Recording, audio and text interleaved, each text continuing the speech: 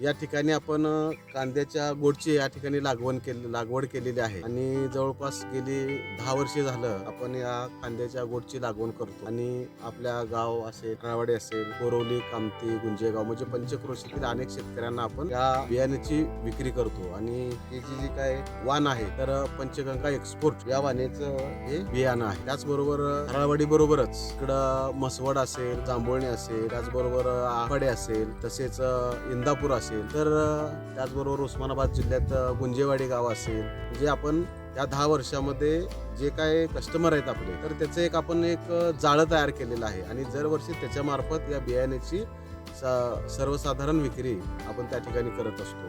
समजा आता दुकानामध्ये 2,500 रुपये 2,200 रुपये किलोने जर बियाणं विकत असेल तर आपण जवळपास 1,800 रुपये किंवा 2,000 रुपये या पद्धतीने आपण त्यांना जागेमध्ये पोच करतो हे बियाणं. म्हणजे गेल्या वर्षी आपण जवळपास 2 लाखाचं बियाणं मी स्वतः विकलेलं होतं. ह्या वर्षी थोडं लागवड जी आहे तर ती थोडीशी आपण कमी केलेली आहे, कारण की गेल्या वर्षीपासून ते आजपर्यंत कांद्याचा जे काय भाव आहे किंवा कांद्याचा जो रेट आहे तर तो वाढलेला नाही. त्यामुळं आणि या सीझनमध्ये जो काय कांदा केलेला होता तर तो कांदा अतिवृष्टीमुळे पूर्णपणे गेला, तरी देखील त्याचा परिणाम कांद्याच्या विक्रीवर झालेला नाही किंवा कांदा उत्पादनावर झालेला नाही, कारण रेटमध्ये कुठल्याही प्रकारची वाढ झाली नाही.